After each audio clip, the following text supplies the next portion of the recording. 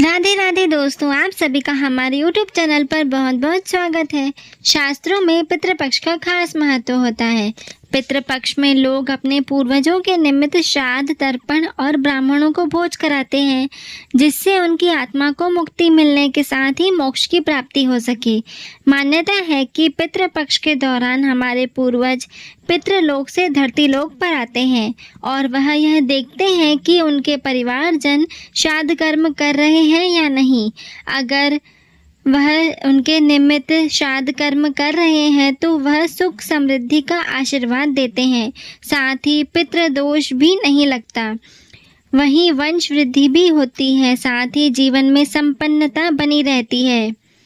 वैदिक पंचांग के मुताबिक हर साल भाद्रपद मास के शुक्ल पक्ष की पूर्णिमा तिथि के साथ पितृपक्ष शुरू हो जाता है, जो आश्विन मास की अमावस्या को खत्म होता है। इस साल के पितृपक्ष की बात करें तो 7 सितंबर 2025 से पितृपक्ष शुरू हो रहे हैं, जो 21 सितंबर को समाप्त होंगे। तो आइए जानते हैं पितृपक्ष के दौरान श्राद्ध करने की तिथियां और महत्व। श्राद्ध 2025 की सभी तिथियां। प्रतिपदा श्राद्ध कब है?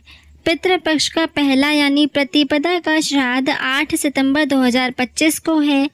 द्वितीय श्राद्ध यानी कि दूसरी तिथि का श्राद्ध 9 सितंबर को रहेगा। तृतीय श्राद्ध कब है? तृतीय श्राद्ध यानी कि तृतीय तिथि का श्राद्ध 10 सितंबर को है। चतुर्थी तिथि यानी कि चतुर्थी का श्राद्ध 10 सितंबर को ही उचित होगा। पंचमी श्राद्ध, पंचमी तिथि का श्राद्ध 12 सितंबर को करना उचित होगा और षष्ठी तिथि का श्राद्ध भी 12 सितंबर को ही करना उचित प्रतीत होता है।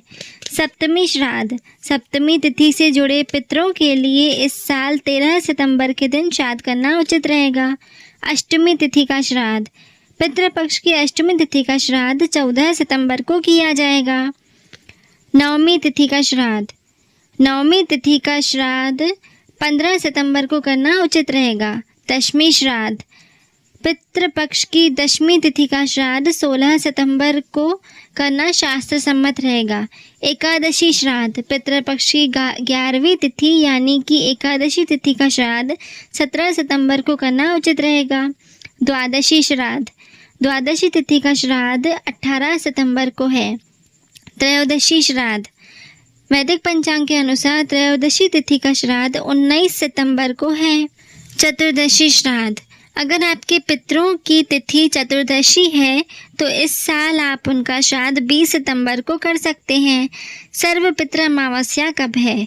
श्राद्ध पक्ष में सर्वपितृ अमावस्या तिथि का खास महत्व है, क्योंकि अगर आपको अपने पूर्वजों की मृत्यु की तिथि नहीं मालूम है तो आप सर्वपितृ अमावस्या तिथि पर श्राद्ध और तर्पण कर सकते हैं। इस साल सर्वपितृ अमावस्या 21 सितंबर 2025 को करनी मान्य होगी। पितृपक्ष का महत्व। पितृपक्ष के दौरान पितरों का तर्पण, श्राद्ध और पिंडदान किया जाता है। मान्यता है कि ऐसा करने से पितरों की आत्मा को मुक्ति मिलती है, साथ ही मोक्ष की प्राप्ति होती है। वहीं पितृपक्ष के दौरान पूर्वजों की प्राण त्यागने की तिथि पर ब्राह्मणों को भोजन कराने का विधान है, साथ ही उसके बाद दक्षिणा और वस्त्र देने का विधान है। वहीं आपको बता दें कि पितृपक्ष में पितृ तर्पण और श्राद्ध कर्म करना नितांत आवश्यक है।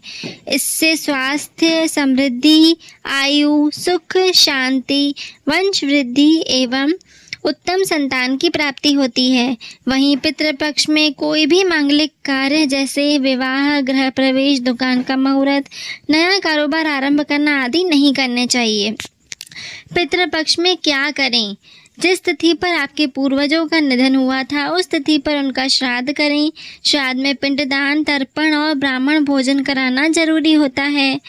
तर्पण में काले तिल, जौ और जल से पितरों को अर्घ्य दिया जाता है।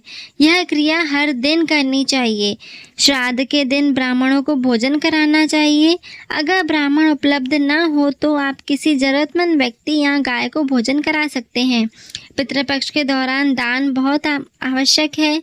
ऐसे में अन्न, वस्त्र, जूते और अन्य जरूरी वस्तुओं का दान आप कर सकते हैं। इससे पितरों की आत्मा को शांति मिलती है। इस दौरान घर में सात्विक और पवित्र वातावरण बनाए रखें। साफ सफाई का भी विशेष ध्यान रखें। पितृपक्ष में क्या नहीं करना चाहिए। पितृपक्ष में तामसिक भोजन, विशेष रूप से मांस और शराब का सेवन बिल्कुल नहीं करना चाहिए।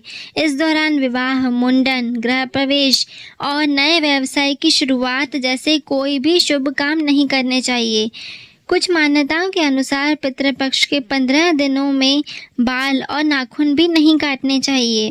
नए कपड़े, गहने या अन्य कोई वस्तु भी खरीदने से बचना चाहिए। भोजन में प्याज और लहसुन का उपयोग नहीं करना चाहिए। घर में शांति बनाए रखनी चाहिए और किसी से बहस नहीं करनी चाहिए। ऐसी और भी इन्फॉर्मेटिव वीडियोस के लिए आप हमारे चैनल से इसी प्रकार जुड़े रहें। हमारे चैनल को लाइक, शेयर और सब्सक्राइब करना बिल्कुल भी ना भूलें। धन्यवाद।